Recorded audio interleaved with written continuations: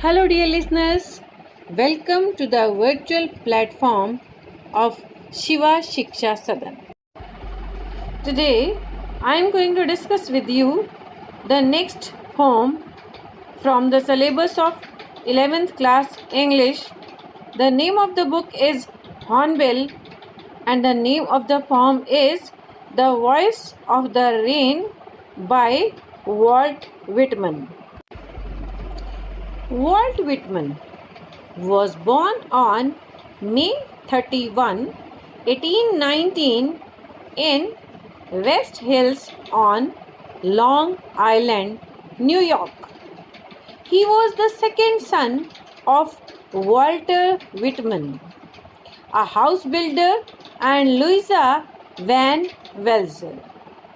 Walt Whitman was born on 31st May 1819 and died on March 26, 1892. He was an American poet, essayist, and journalist. A humanist, he was a part of the change between transcendentalism that goes beyond reality and realism, including both views in his works. Whitman is among the most influential poets in the American canon, often called the father of free verse. The Voice of the Rain is a short free verse poem by the American poet Walt Whitman. Originally, it was published in a periodical called Outing in 1885. It was later reprinted in Leaves of Grass, Whitman's most celebrated collection of verse. In The Voice of the Rain, the speaker listens to the personified figure of the rain. He describes each stage of the water cycle. The poem pays homage to the restorative power of the natural world and claims that poetry nourishes humanity just as rain nourishes the earth. Now let's start the poem. In the first line, "And who art thou?" said I to the soft falling shower, which, strange to tell, gave me an answer, as here translated. "I am the poem of the earth," said the voice of the rain. "Eternal I rise, infallible, out of the land and the bottomless sea, upward to heaven, whence vaguely formed, altogether changed and yet the same.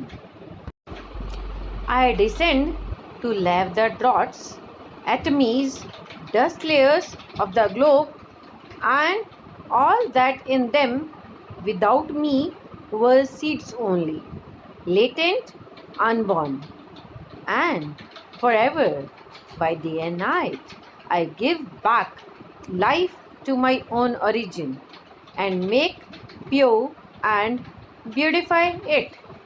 For song, issuing from its birthplace after fulfillment, wandering, wrecked or unwrecked, duly with love returns." In these lines, the rain says that it is born in the form of intangible vapors that rise eternally from the earth's land and deep water bodies. It then reaches upwards towards heaven in the form of clouds. Impalpable means which can't be seen or touched. Vaguely means not clearly formed, and altogether changed. It means it gets the shape of clouds, but still it is having the same water droplets in it. In this poem, poet narrates a conversation he had with the falling drops of rain. In the poem, he asks the rain, "And who art thou?" It means, "Who are you?" And the rain replies by calling itself the poem of the earth. Moreover, the rain defines how it rises unnoticeably as vapor out of the land and sea and floats up to the heaven, where it converts into clouds. Yes, basically, it remains the same as it was at its birth, and then it returns to its own origin, the earth, as raindrops to wash away the dust, the drought-stricken areas, and to give back life to its own origin and the dry land. Here, the poet compares the rain to a poem or song. A song is born in the heart of a human being, and after giving pleasure and joy to one and all, it comes back to the Creator in the form of appreciation. Similarly, rain originates from the earth and the bottomless sea, soars up to heaven, taking the form of clouds, and comes down to give joy to its birthplace, that is, earth, and makes it clean, pure, and beautiful. Thank you very much for listening. Have a happy and safe life.